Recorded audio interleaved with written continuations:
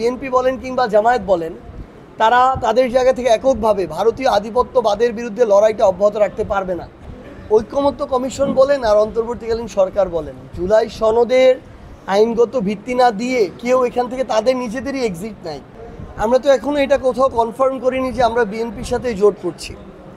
বিভিন্ন রাজনৈতিক দলের মধ্যে এই আলোচনাগুলো এখনও কিন্তু চলছে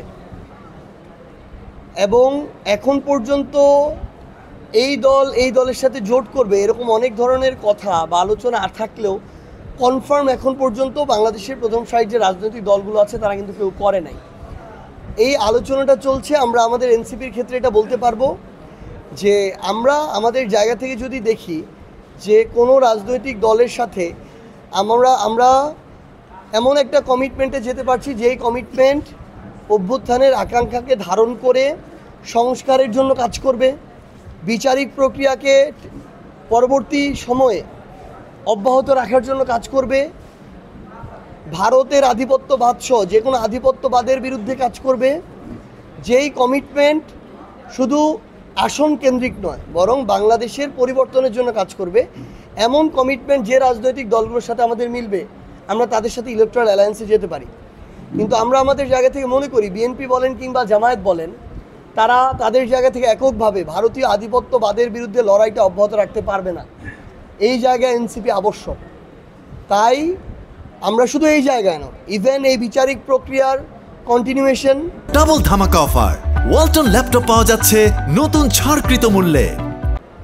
এই সংস্কারগুলো আদায় করে নেওয়া, জুলাই সনদের যে দাবিগুলো সেগুলো আদায় করে নেওয়ার ক্ষেত্রেও এনসিপির গুরুত্বপূর্ণ প্রতিনিধিত্ব লাগবে। সেটা সংসদেও প্রয়োজন, সেটা আগামীর বাংলাদেশের রাজনীতিতেও প্রয়োজন। সেই জায়গায় যাদের সাথে এই বাংলাদেশের স্বার্থের প্রাধান্য মিলবে এনসিপি তাদের সাথে ইলেকট্রাল অ্যালায়েন্সে যেতে পারে। যদি এটা না হয় তাহলে এমন হতে পারে যে এনসিপি তাদের জায়গা থেকে এককভাবে তাদের যে নির্বাচন সেই নির্বাচনটা করছে।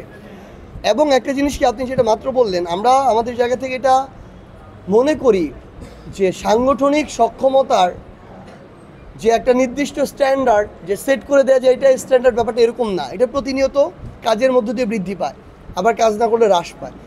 আমরা এনসিপি মনে করি সাংগঠনিক জায়গাটা শক্তিশালী করা দরকার দেখেই আজকে আমরা জেলায় জেলায় যাচ্ছি।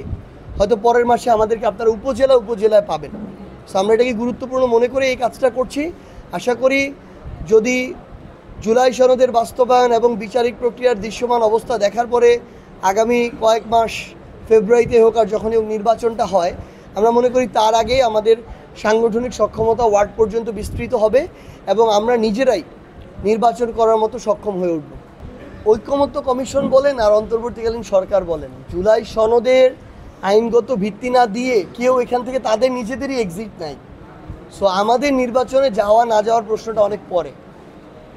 এটা তাদের অন্তর্বর্তীকালীন সরকারের সবচেয়ে বড় দায়িত্ব এবং দায়বদ্ধতা যে তারা জনগণের যে সংস্কার বা পরিবর্তনের আকাঙ্ক্ষাগুলো যেগুলোকে তারা জুলাই সনদে লিপিবদ্ধ করেছেন সেগুলোর বাস্তবায়নের সকল রূপরেখা এবং আইনগত ভিত্তি দিয়ে যাওয়া।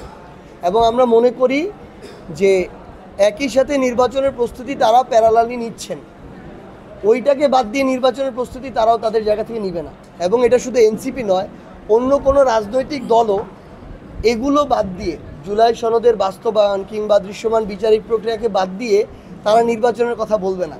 বললে জনগণের কাছে অভ্যুত্থানে অংশগ্রহণ করা মানুষের কাছে মানুষের যে আকাঙ্ক্ষা এটার সাথে তো তারা বিশ্বাসঘাতকতা করবে, তখন তাদের গ্রহণযোগ্যতা হারাবে। সো সেই প্রক্রিয়া অন্তর্বর্তীকালীন সরকার যাবে না, অন্য কোনো দল এমনকি এনসিপি যাওয়ার প্রশ্নই আসে না।